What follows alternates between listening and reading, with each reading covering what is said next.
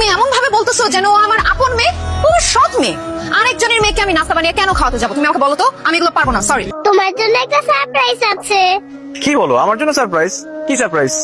তুমি তো শুধু বিয়ে করতে চাও, এতদিন তোমার বিয়েটা আমি বাধা দিয়েছি, আজকে আমি তোমার বিয়ে ঠিক করে ফেলেছি। কি বলো? তুমি আমার বিয়ে ঠিক করেছো? কার সাথে?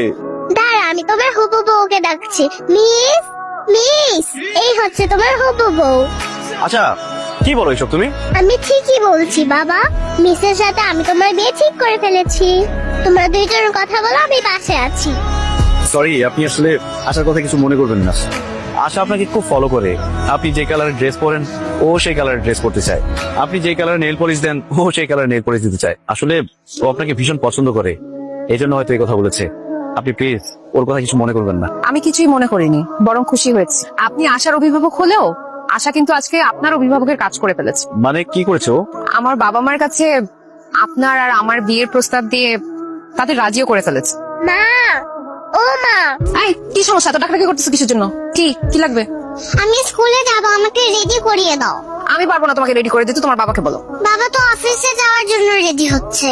মা, তুমি আমাকে রেডি করে দাও, আমার খিদে লেগেছে, আমাকে নাস্তা দাও। আই মেয়ে, আমি কি এবারে কাজের বউ আছে তোমাকে নাস্তা বানিয়ে দিব? খবরদার, আমাকে কোনোদিন নাস্তা বানিয়ে খাওয়াতে বলবে না। কি ব্যাপার নাদিয়া, তুমি আশার সাথে এরকম চিল্লাচিল্লি করছো কেন? তো কি করবো এখন আমি? তোমার মেয়েকে কি মাথায় তুলে নাচবো? ওর কত বড় সাহস ও আমাকে বলে নাস্তা বানিয়ে খাওয়াতে। আরে তুমি আশার মা, আশা তোমার কাছে নাস্তা চাইবে না তো কার কাছে চাইবে? সাহিদ, তুমি এমন ভাবে বলতেছো যেন ও আমার আপন মেয়ে, ও আমার সৎ মেয়ে। আরেকজনের মেয়েকে আমি নাস্তা বানিয়ে কেন খাওয়াতে যাবো? তুমি আমাকে বলো তো, আমি এগুলো পারবো না, সরি।